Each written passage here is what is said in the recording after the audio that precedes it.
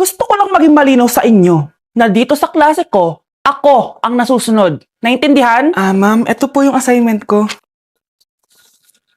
Anong klaseng assignment to? Parang ginawa lang ng bata. Mababa lang grades mo dito ha. Pinaghirapan ko yung assignment na yun. Sino ang pambansang bayani natin? Ma'am, Scarlett.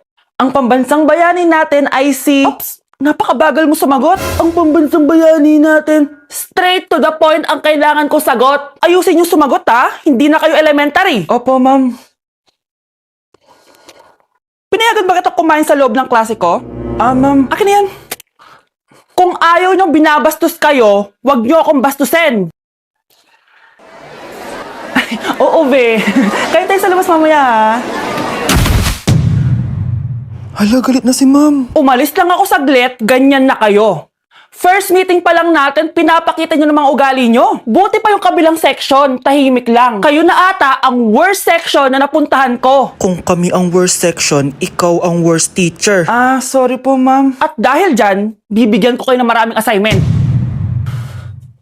Ma'am? Oh, Scarlett, kamusta ka? Sana ikaw na lang ulit teacher namin. Ang sungit ng bago naming teacher eh. Hayaan mo, next quarter, ako na ulit ang magiging teacher nyo. Talaga, ma'am? Thank you, Lord! Okay, class! Na-miss nyo ba ako? Bumalik na si ma'am! At dahil first meeting natin, hindi muna ako magle-lesson. Gusto nyo ba yon? Ma'am, pwede po kami kumain sa kantin? Sure! Oh, yung mga gustong kumain, kumain na. Gawin nyo na lahat ng gusto nyong gawin. Basta, today lang yan ha. Next week, magle-lesson na tayo. Grabe, ang bait talaga ni ma'am, no? True be, kaya favorite ko yan si ma'am eh. Tara na, kain na tayo. Okay, class, what is the powerhouse of the cell? Scarlett? Ano ba yun? Starts with letter M. Mitochondria? Very good! Kaya mo naman pala eh. Thank you, ma'am. Oh, class, mag-e-exam kayo ha. Dinalian ko na to para sa inyo. Lahat ng nasa lesson natin, nandito. Okay, get one and pass. Oo nga, ang dali lang. Makaka-perfect pa ata ako. A few moments later. Okay, time's up. Pass your papers. Wow naman, lahat kayo nakakuha ng high scores. Magaling ka kasi magturo, ma'am.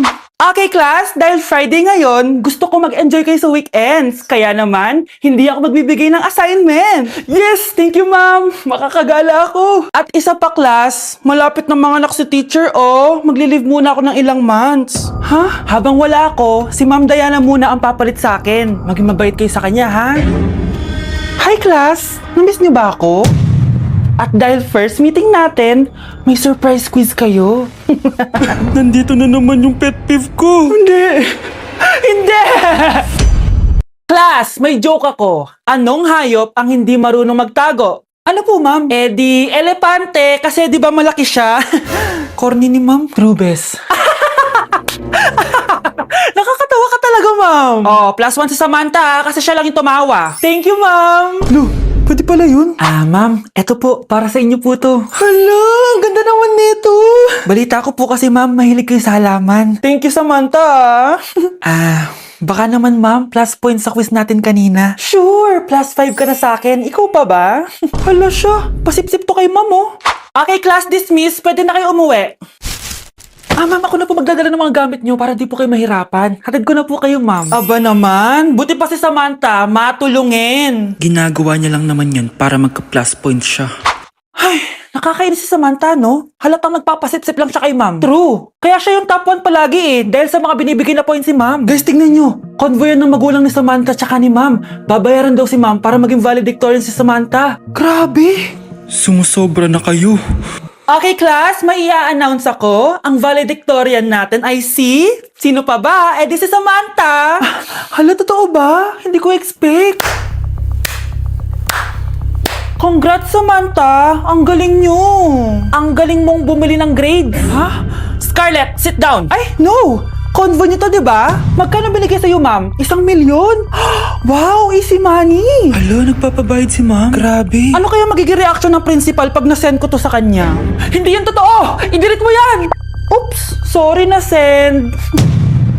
Deserve nyo yan. Lumalaban kami ng patas dito. Kailangan nyo managot. Mga anak ko, I got a new bag! Nay, Bumili ka na naman? Ilang araw na tayong walang makain. Tapos inunan mo pa yan? Nay, nagugutom na ako. Kayong dalawa, wala kayong karapatan magreklamo ha? Alak lang naman kayo ng tatay niyo sa una niyang asawa. Tatawag ko kay tatay. Akin na yung cellphone mo. Hindi mo na ito makukuha sa akin. Ate, natatakot na ako sa kanya. O ito, kumain ka na. Ate, ganito na lang ba talaga buhay natin? Hindi. Hahanap ako ng paraan para makausap si tatay.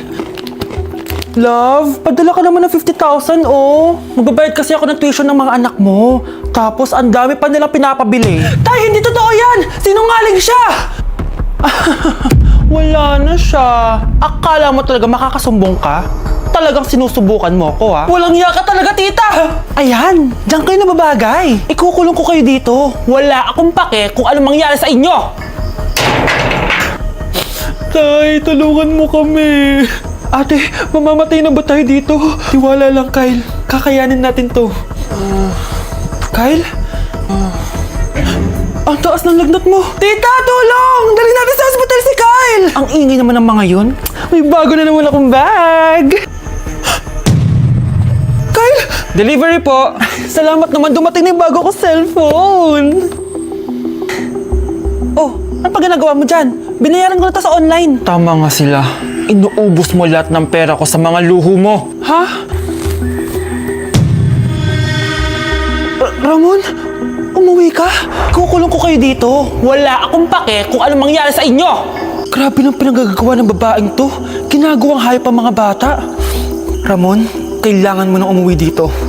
Walang iya talaga yung si Rosa. Lumayas ka na dito, ha? Ayaw ko makita yung pagmumukha mo. Tsaka lahat ng mga pinambibili mo, bayaran mo to sa akin. Tapos na ang maliligayang araw mo. Tulong! Scarlett! Scarlett! Tay! Kyle!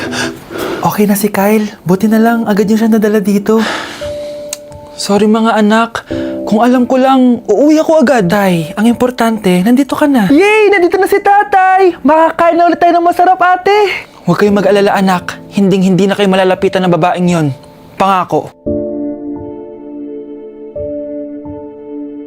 Eating only 7-Eleven for a day. Let's go! Ano ba gising na magkukontent ka? Patayo na dyan. Good morning, guys! So, ginising ako agad na ni Bunch. 11 a.m. na. So, magbe-breakfast tayo. Alam niyo na kung saan. Papunta na kami. And yung 7-Eleven dito, guys, sobrang layo. Like, sa kabilang barangay pa. Hulaan niyo kung nasan ako. Nasa isang branch ako na binigay sa akin ni Daddy. Thank you, taxpayers! Wow, ang daming choices oh. Umagang-umaga, samgyupsal agad. Ano yan? Balik mo yan. Ano na naman to? Bayaran mo to ah. Sabi di ba breakfast lang? Parang mag-fiesta na tayo dito eh. Let's eat! So, itry na natin tong spam musubi. Yan. Mas masarap yung sa Japan, pero masarap din naman to. Meron tayong samgyupsal. Oh! Baho ah. Wow ah. Next is lasagna! Favorite ko yan. Masarap siya, guys. Mantikan ko na makalimutan itong matcha latte from Chingu. Di ko siya gusto, parang lasang artificial. Sarap niya. Two types of people. Naubos namin. Baka sabihin niyo hindi namin inubos. It's lunchtime, guys! So, kakain na naman tayo. Bosh, gusto ko ng pad thai. Hindi po, ate. Kaya nga 24 hours 7-Eleven challenge. May kinikrave na akong ibang pagkain, pero 7-Eleven pa rin tayo, guys. Malay mo may pad thai sa 7-Eleven. 7-Eleven. Let's go! Excited na akong kumain. So, nandito na tayo sa second branch ni Daddy. Yes, kung di tatanong, guys, contractor po yung tatay ko. Tara. Wow, parang ang sarap nito. Ano na naman to? Bakit ang dami na naman? Ito yung kinuha ko kasi patay gutom ako. Water check. Mountain Dew Zero check. Another mukbang. 100 kilo challenge. Tingnan natin tong Gogi Mandu. Ganito yung tsura niya, parang siyang siomay. Sarap! Dito ko lang to natitikman. Wow, ang daming laman. Liempo. Sa akin, chicken. Kimchi rice talaga. Bumili din pala ako ng laing. Laing.